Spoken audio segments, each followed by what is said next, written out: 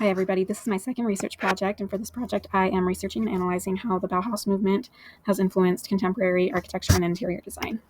This is relevant to the class because the Bauhaus movement was an important 20th century art movement that can be seen in architecture and design today and along the way.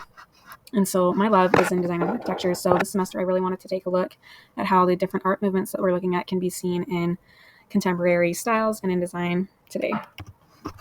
So just some history. The Bauhaus was an art movement and a design school created by Walter Gropius in Germany after World War I. The school itself was closed in 1933 because of World War II, but the teachers and students were able to move to other countries, and they were able to spread the principles and the philosophy to other parts of the country, so it was able to continue on in that way.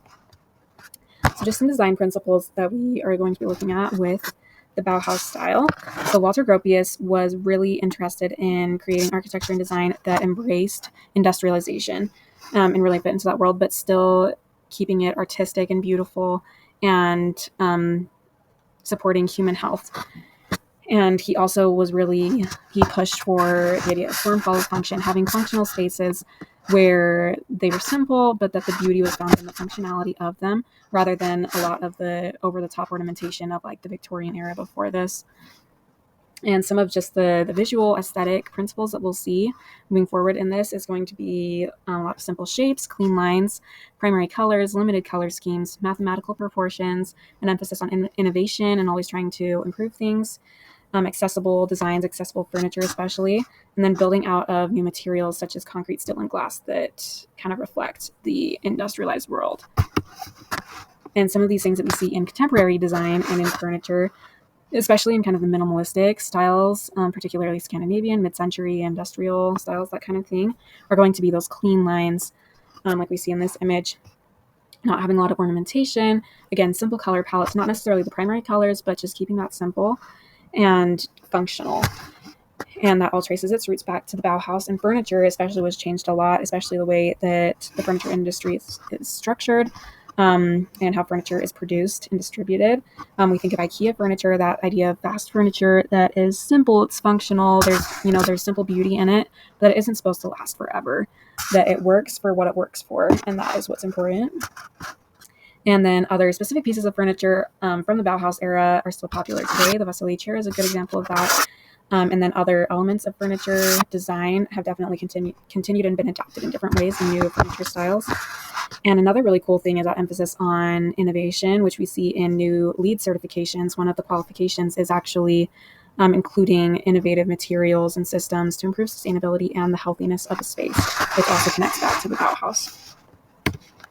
And then these are just some furniture examples. These are both chairs from the Bauhaus and then kind of their contemporary equivalents. You can see some of those similar things. We've got the tubular shape right here, the sling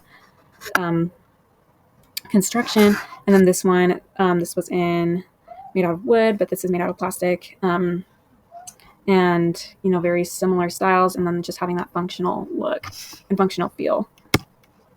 And then we see the same kind of things in contemporary architecture. Again, those clean lines, the materials, especially in brutalist architecture, with concrete, with metal, with glass, and really, integrating the environment in. And also having open floor plans and efficient layouts was a big thing. Using a lot of white, especially on exteriors, and then having different layers of planes to kind of add interest and depth to especially the facade of a building. And then a really cool thing is that Mies van der Rohe, one of the big Bauhaus architects, was one of the first guys who messed around with the idea of having a glass skyscraper, which is what we usually think of as a skyscraper being now. And so that was a thing that he really pioneered in design and using new engineering techniques to make that a reality. And so again, here's some examples. This is one of the master's houses on the Bauhaus campus, and then kind of a contemporary reflection of that. You see kind of the same things with those different planes out here, the simplicity, the clean lines. And then here's the skyscraper that I was talking about with Mies van der Rohe, his first design of a glass skyscraper. And then obviously what we usually think of as a skyscraper, like New York is full of them, just these big glass structures. That is really cool that it can kind of be traced back to the house as well. Okay, and here are my works cited, and thank you so much for watching.